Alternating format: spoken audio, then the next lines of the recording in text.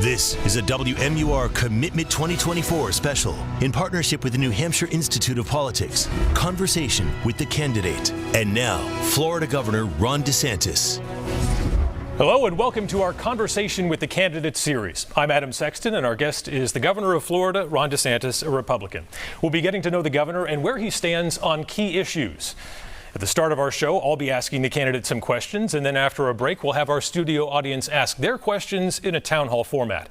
But before we begin with that, let's take a quick look at the candidate's biography. Ron DeSantis is the 46th governor of Florida. He was first elected to the position in 2018, becoming Florida's youngest governor in a century. DeSantis was re-elected in 2022. Prior to his time in Tallahassee, he was elected to Congress in 2012, serving 3 terms representing Florida's 6th district, covering Daytona Beach and the Palm Coast. DeSantis graduated with honors from Yale University, where he was captain of the baseball team. He went on to Harvard Law School and earned a commission in the U.S. Navy as a JAG officer, eventually volunteering for deployment in Iraq, where he would serve as an advisor to a U.S. Navy SEAL commander. After active duty service, he served as a federal prosecutor. He's the author of 2 books, Dreams from Our Founding Fathers, First Principles in the Age of Obama, and The Courage to be Free, Florida's Blueprint for America's Revival. DeSantis, in announcing his presidential bid, said he's running because he believes the country is going in the wrong direction.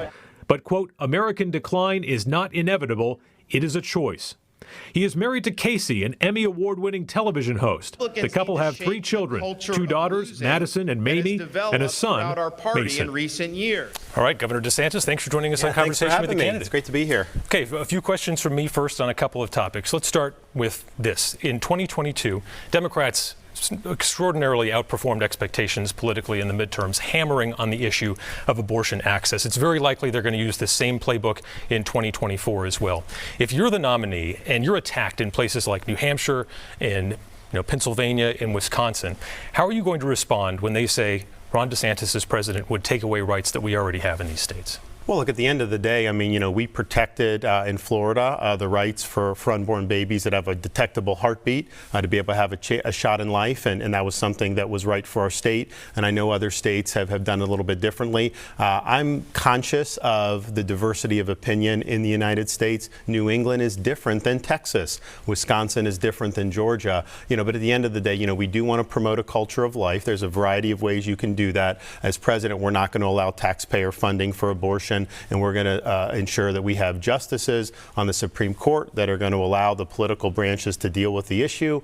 And we will not allow what the Democrats want to do, which is force it federally to where there's abortion even up until the moment of birth. I think that's wrong. Do you know where that's been going on, though? Has there been post-birth abortions? California, yeah, they have it. And, there have been attempts to do infant born alive protections in different places. And some of the people on the far left will vote that down. So it's like if someone survives an abortion, like you want to give them medical care. I mean, come on, at the end of the day, we got to be humane about it. And as president, what sort of restrictions would you accept in terms of weeks gestation? Where would you draw the line if that bill lands on your desk? At the end of the day, as president, my job is to stand and promote a culture of life. The Congress is the one that actually, does the legislation. I think if you've looked at what's happened there's not been a lot of productive things that have been done across a wide variety of issues. So to me, the pro-life movement's really bottom up in different areas. You're going to have more progress. Some areas it's not as big, but that I think recognizes the diversity of this country.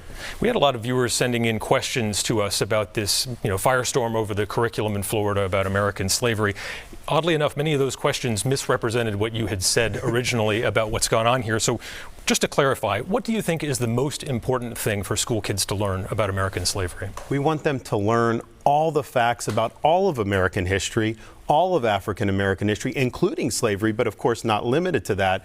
This was put in, there was a working group with African American scholars. Most of them were black themselves. One of them was the head of the U.S. Civil Rights Commission in the past. They devised this curriculum, no political agenda, just do what was true. Kamala Harris then comes down, and everyone was saying how great this was just a few weeks ago. Kamala Harris came down to Florida, was trying to demagogue it, trying to say that these black history scholars were designing a curriculum saying that slavery was somehow good No way. If you read the standards that they created, they showed every detail about the injustice of slavery. That is just the facts. And so this is another one of those phony narratives. And it's interesting, the reason why we have Black history standards, most states don't have it at all. We eliminated critical race theory through our K through 12 schools. We were then accused of not wanting to teach about Black history, but those are different things. Ideology is different than history. So that's where these standards were born out of, because it is our commitment to tell the truth. But what do you think is the most important thing for kids to learn about slavery? Well, I think the most important thing is it was a violation of America's founding principles. The founding fathers, by and large, acknowledged that. Some of them were very vocal about it. Some of them were a little quieter, but no one offered credible arguments that the institution of slavery was consistent with the Declaration of Independence or with the ideals of our U.S. Constitution. They believed that it would die out. It ended up, obviously, help precipitate a civil war. But at the end of the day, it was the Republican Party that was born to fight the institution of slavery's expansion. And ultimately, the Republican Party under Abraham Lincoln was the vehicle to extinguish slavery in this country. All right, let's get to some of those town hall questions out back. Coming up after the break, we'll bring in our studio audience to this conversation. Stay with us.